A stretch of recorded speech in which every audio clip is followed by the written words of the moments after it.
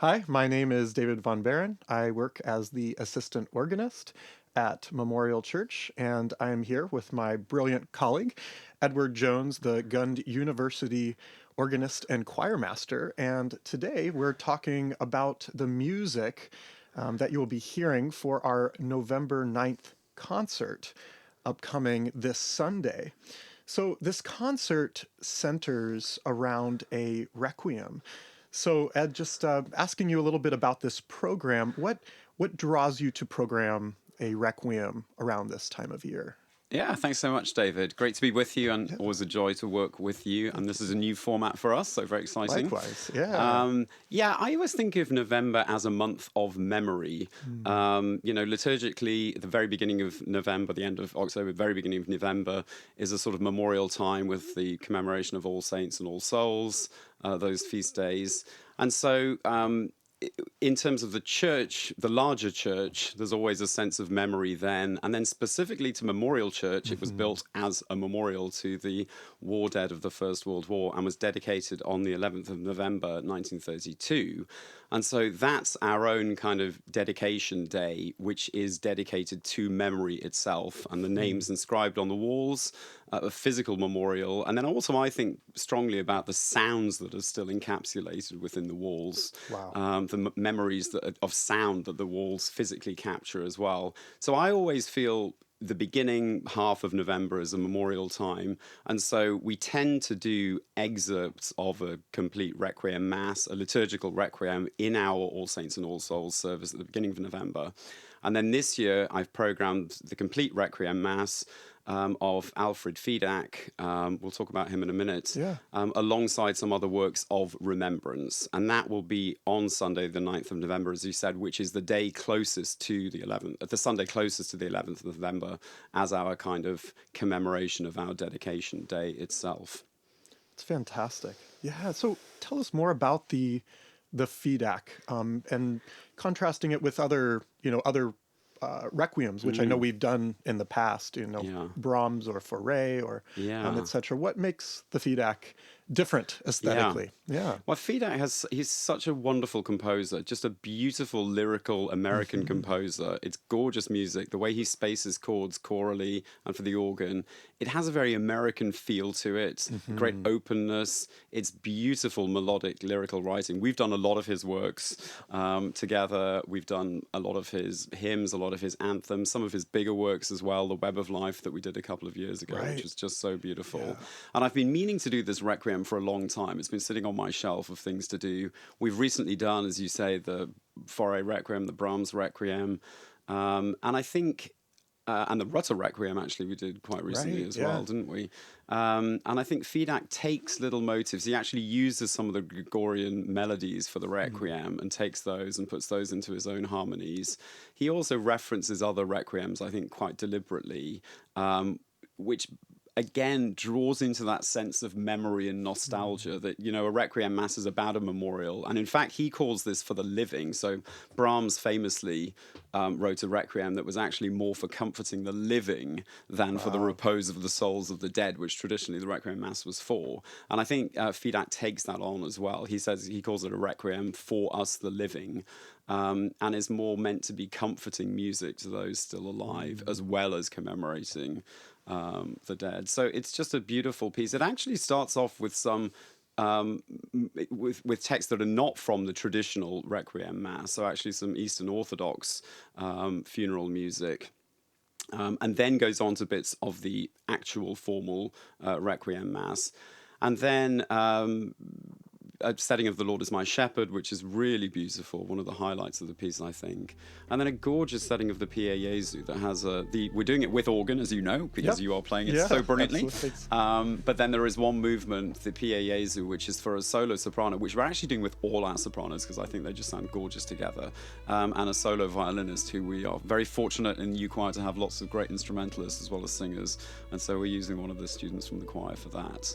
And so we did most of the Requiem, maybe 5/8 of it, something like that, last week on the Sunday, and we're doing the rest of it this week as the first half of our concert on Sunday.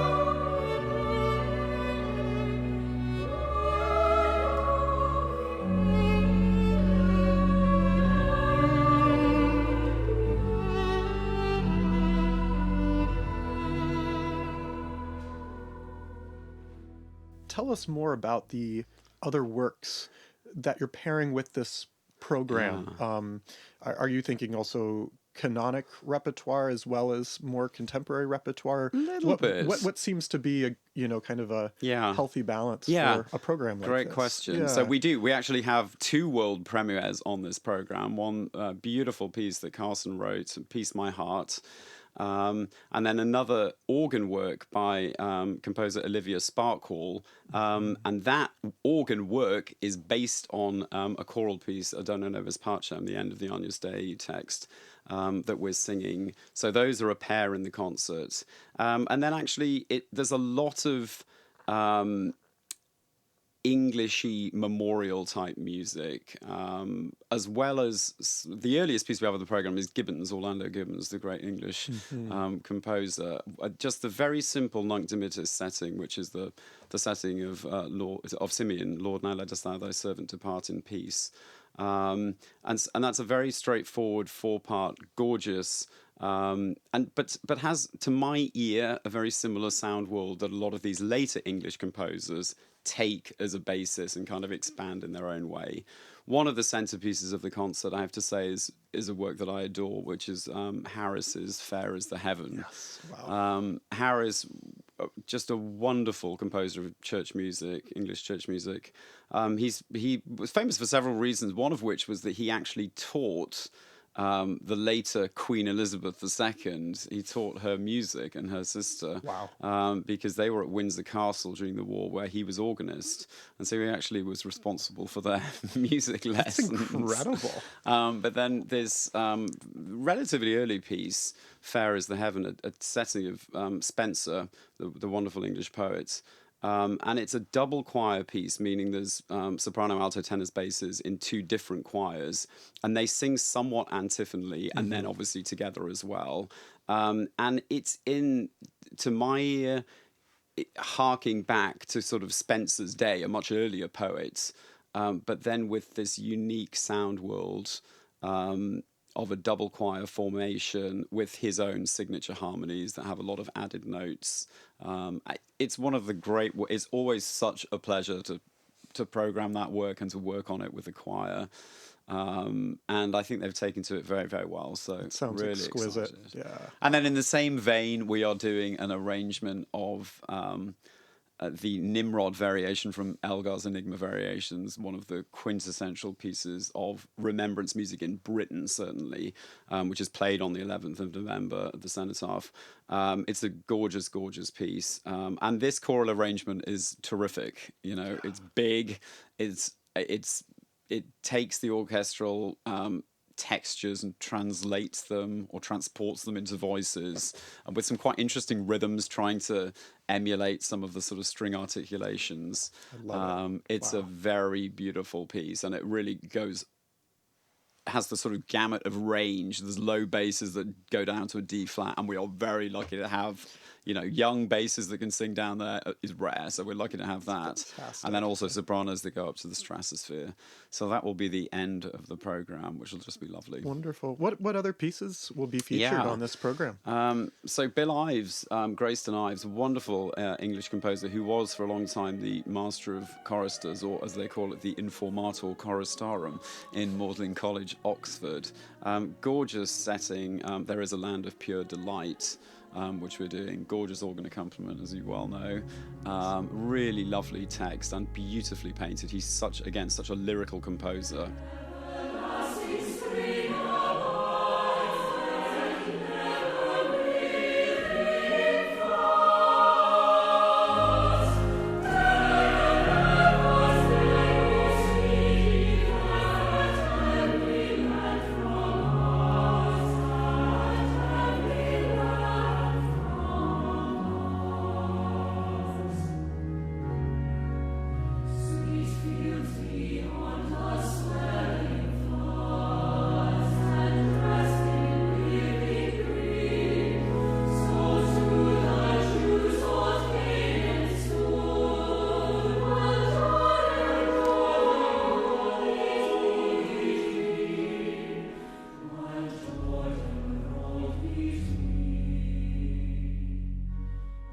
And then we're also doing this I'm not quite sure what to call it. Madrigal, probably, by Robert Lucas Pearsall, interesting chap who did a lot of investigation into early music before leaving England and buying a ruined castle in Switzerland and doing it up.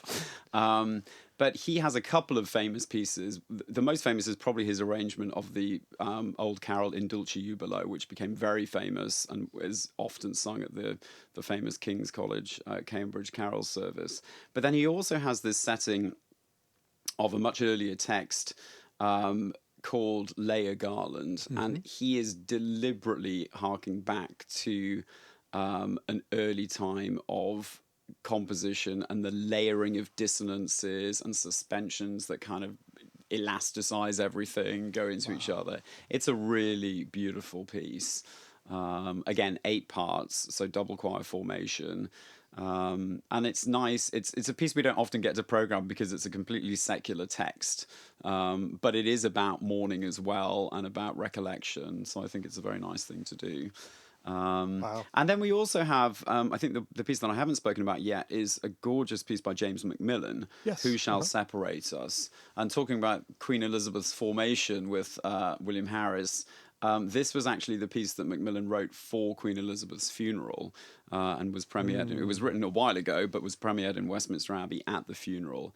It's Wow. a gorgeous piece that's, again, in terms of choral sonority and texture, very expansive writing, a lot of thick chords that grow outwards and really expand the sound, and this amazing Alleluia section where everyone is kind of riffing on this Alleluia and going up and down scales and doing things at different times, and then again just sort of fades away into this beautiful close.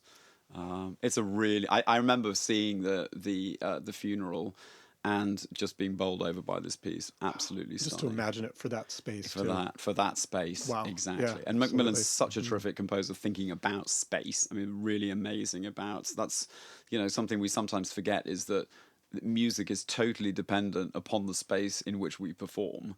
And so, composers who just write a generic piece without thinking about where, Macmillan is very good about the actual space where it will be performed.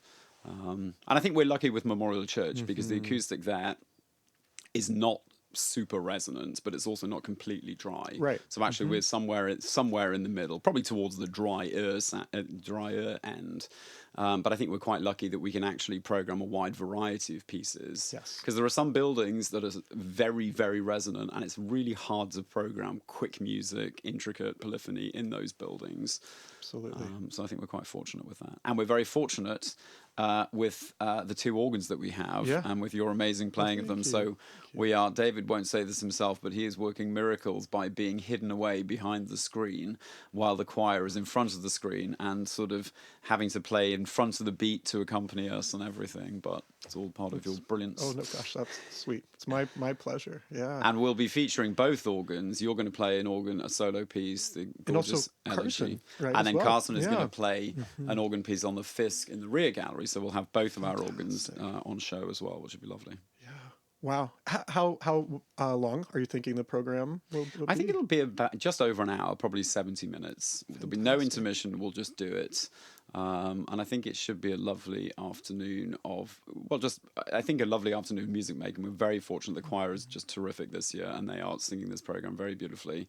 But I think also a reflective one. Yes. There's also something very powerful about being in Memorial Church, a space that is dedicated to memory, and singing a lot of memorial music in there as well. So I think it'll be a powerful occasion. Wow.